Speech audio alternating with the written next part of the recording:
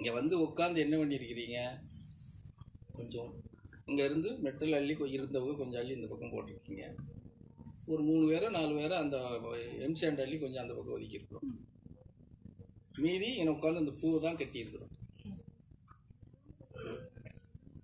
புரியுதா? இந்த ஒரு சின்ன சேவை செஞ்சதுக்கு இந்த கால் இவ்வளோ பெருசாக வீங்கிக்கிட்டு இருக்கு. புரிஞ்சதை நான் சொல்றது. அப்போ இதே மாதிரி நீனும் ஃபுல்லாக நீங்கள் இறங்கு. அது எவ்வளோ பெருசாக வேணாலும் வீங்கட்டும், அது எவ்வளோ வேணாலும் எங்களுக்கு சிரமம் கொடுக்கட்டும், எங்களுக்கு அதை பற்றி கவலை இல்லை. ஆனால் அந்த இடத்துல நீங்கள் சரியான முறையில் உட்கார்றீங்களா? இறைவனை நம்பி உட்கார்றீங்களா? இறைவன் பாதத்தை தொட்டு வணங்குற இடத்துல நம்ம இருக்கிறோமா? இன்னும் ஒரு படி நான் சொல்றேனே, உண்மை இன்னும் நம்ம நிவர்த்தனை எப்படி கிடைக்கும்னு கூட சொல்லியிருக்கிறேன் பல முறை. ஆனால் அதை ஏத்துக்கறல. நீங்கெல்லாம் உள்ள வந்து நம்ம வணங்குறோம் செய்யறோம் அப்படின்னா நம்ம எண்ணமே எப்படி இருக்கணும்னா, எனக்கு எதுவுமே வேண்டாடா சாமி. எப்படி? எனக்கு எதுவுமே வேண்டாம், போ. சதா நேரமும் உன்னுடைய நாமத்தை சொல்லிட்டு உன் பின்னாடி தெரிஞ்சா போதும் எனக்கு, அப்படி சொல்லி. அதுதான் சரணாகதி. சரணாகதி சரணாகதின்னு சொல்றாங்க இல்லையா? எல்லா கழுதியும் தூக்கி தூர போட்டு எனக்கு ஒண்ணுமே வேண்டாடா சாமி, நீ தான் எனக்கு தஞ்சம் அப்படின்னு வார அதுதான் சரணாகதி. ஒண்ணுமே வேண்டான்னு தூக்கி போட்டு வர அப்பதான் உனக்கிட்ட எல்லாமே வந்து குமியும். வேணும் வேணும்னா வராது, வேண்டாண்டா சாமின்னு வரணும். அப்போ உன்கிட்ட குமியும். குமிச்சா கூட நீ என்ன செய்வ? புறந்தள்ளிடுவ. அதப்பா உனக்கு தேவையானதை மாத்திரம் எடுத்துட்டு மீதியெல்லாம் புறந்தள்ளிடுவ, வச்சிருக்க மாட்டேன். அதுதான் வாழ்க்கை சுகம்.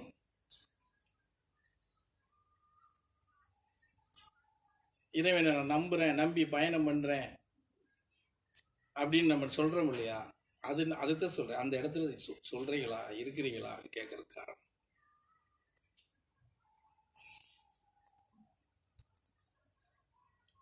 யோசிச்சு பாருங்களேன், கொஞ்சமாவது யோசிச்சு பாருங்க. நீங்களாவது புருஷன் பொண்டாட்டி ஏதோ ஒரு வேலையை தேடுறீங்க, அதை பண்றீங்க, இதை பண்றீங்க, அங்க போறீங்க, இங்க போறீங்க, உருட்டுறீங்க, பிறட்டுறீங்க. இந்த இடத்துக்கு வந்து 6 வருஷம் பூர்த்தி ஆகுது. சரியா? எவ்வளவு உருவாக்கி இருக்கிறோம். நான் எங்க ஓடுனேன், யாருக்கிட்ட போய் கையேந்தி நின்னேன், யாருக்கிட்டையாவது போய் நான் இதை செய்யறேன், எனக்கு இந்த உதவி பண்ணுங்க அப்படின்னு யார்கிட்டயாவது நான் போய் நின்றுருக்கேன் அப்படின்னு ஒரு நபரை சொல்லுங்க.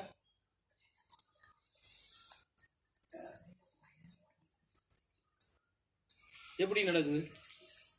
குரு மேல வச்சிருக்க முழு நம்பிக்கை, அசைக்க முடியாத இறைவன் மேல வச்சிருக்கிற நம்பிக்கை தான். எனக்கு குருவும் இறைவனும் ஒண்ணு தானே. நீங்க தான் பிரிச்சு பிரிச்சு பார்ப்பீங்க, நான் பிரிச்சு பார்க்க மாட்டேன்ல. 2 பூதி மண் 1 பூதி மந்தான்னு சொல்லிட்டு போறேன் நான். எப்படி நடக்கு? இதை கூட பல முறை உங்களுக்கு சொல்லி காமிச்சிருக்கிறேன். இந்த பரதேசி என்ன நிலையில போய்கிட்டு இருக்கு, இவனை பார்த்து கவனிச்சாது நீங்க மாறி பயணம் பண்ணுங்கன்னு சொல்றேன். அப்பவும் எங்களுக்கு வேணும் வேணும் வேணும் வேணும் வேணும் இந்த கேள்வியை தவிர வேற கேள்வியே இருக்கிறது. சத்தியமா சொல்றேன், போன குரு பூஜைக்கு 17 லட்சம் ரூபா செலவு பண்ணோம். இந்த அடுத்து இப்போ வந்து ஆகஸ்ட் வந்துருச்சு இல்ல, நீ எத்தனை மாசம் இருக்கு? பிப்ரவரியில வந்துடும். போன வருஷம் மார்ச்ல வந்துச்சு, இந்த வருஷம் பிப்ரவரியில வரும். 17 லட்சம் ரூபா அன்னைக்கு நான் எங்க இருந்து கொண்டு வருவேன்னு எனக்கே தெரியாது. அந்த பூஜை நடக்கத்தானே செய்யுது. சொல்லுங்க பாப்பா. அதான் சொல்றது. அப்போ நம்ம இறைவன் மேல வச்சிருக்கிற நம்பிக்கையை ஒரு அணு கூட குறையாம நம்ம வச்சு பயணம் பண்ணினால் நம்ம ஒண்ணுமே இல்லாத மாதிரி தான் தெரியும்.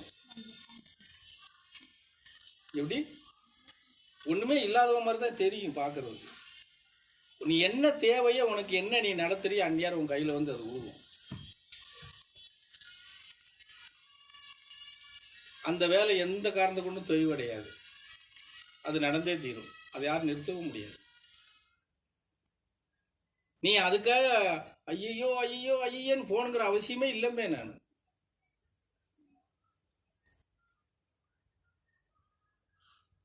புரியுதானே சொல்றது? நேரம் வரும்போது அதுக்கான விட்டது நீ என்னவோ அதை நடக்கையா போயா கழுது நடக்கலன்னா கிடக்கு போ, அப்படி போய் பாரு. சிவனை நோக்கி சிவ சித்தாந்தத்துல சிவனை பாதத்தை பிடிச்சி பயணம் பண்றவனுக்கு எந்தைக்கும் பயம் வராது, எதுக்கும் பயம் வராது. உண்மையான நிலைப்பாட்டில் இருக்கிறவனுக்கு. ஒருத்தன் கத்தியை வச்சு குத்துனா கூட என்ன சொல்லுவாங்க, குத்திட்டு போ, ஆனா எதுக்கு குத்துறன்னு சொல்லிட்டு மாத்திரம் குத்திட்டு போடாமோ. ஏன்னா நீ எது குத்துனன்னு தெரியாமலே நான் இருக்கக்கூடாதுல்ல. இவனை குத்துனாத்தான் நீ சந்தோஷப்படுவையா மகிழ்ச்சி அடைவேனா, குத்து போ அப்படின்னு சொல்லிட்டு போயிட்டே இருப்போம். ஏதோ ஒரு வகையில ஏதோ ஒரு கர்மா விட்டு போய் இருந்திருக்கா, அந்த கர்மாவை போக்குறதுக்கு இவன் வந்திருக்கான் போ, அவ்வளவுதான். ஐயோ குத்த வரான்னா இந்த கர்மா எங்க இருந்து போகும்? இவன் குத்துறது தப்பிச்சுட்டு நாங்கள் 4 பேர் ரெடியா இருப்பாங்க குத்துறதுக்கு. இங்க ஒருத்தங்கிட்ட தான் நீ தப்பிப்ப, அடுத்து மறுநாள் 2 நாள் 1 வாரத்துல 4 பேர் சுத்தி நிற்பாங்க குத்துறதுக்கு. அப்ப என்ன செய்யறது?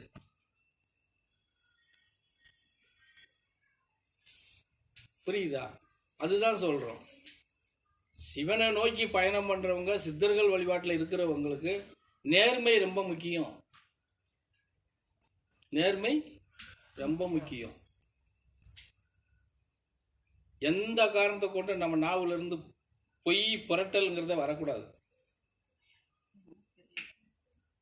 நம்ம அப்படி வராம பயணம் பண்ண அதெல்லாம் கத்துக்கங்கன்னு தான் சொல்றேன். என்ன பொய் பேசணுங்கிறது, என்ன உண்மையை பேச அதோட முடிச்சு போயிடும். ஒரு விஷயத்தை மறைக்கிறதுக்கு ஒரு பொய் பேசினேன்னா அந்த பொய்யை உண்மையாக்குறதுக்கு நீ பலமுறை பொய் பேச வேண்டியது வரும். எப்படி பலமுறை பொய் பேச வேண்டியது வரும். கடைசி பொய் பேசும்போது இது உண்மை என்னங்கிறது வெளியே வந்துடும், சண்டையாகி போகும். வீட்டில் இருந்தாலும் சரி, வெளியிலையா இருந்தாலும் சரி.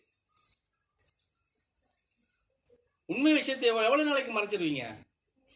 மறைக்கவே முடியாது. அது எங்க சுத்தினாலும் ஒரு நாளைக்கு வெளியே வந்து டமார்னு அடிச்சிடும்.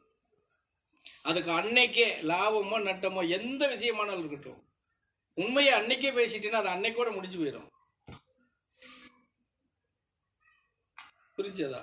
அந்த மாதிரி தான் நம்ம கத்துக்கிறணும். அந்த மாதிரி தான் பயணம் பண்றதுக்கும் கத்துக்கிறணும். நல்லது நடந்தா சந்தோஷப்படுறதும், நல்ல சாமின்னு சொல்றதும், நல்ல இடம்னு சொல்றதும், ஒரு சிறிய கஷ்டம் வந்துட்டா ஆமா என்ன தள்ளி சாச்சிட்டாங்க, நாங்களும் போய் தான் பார்க்கணும் அப்படின்னு சொல்றதும் நம்பிக்கைக்கு அர்த்தம் கிடையாது இல்லையா?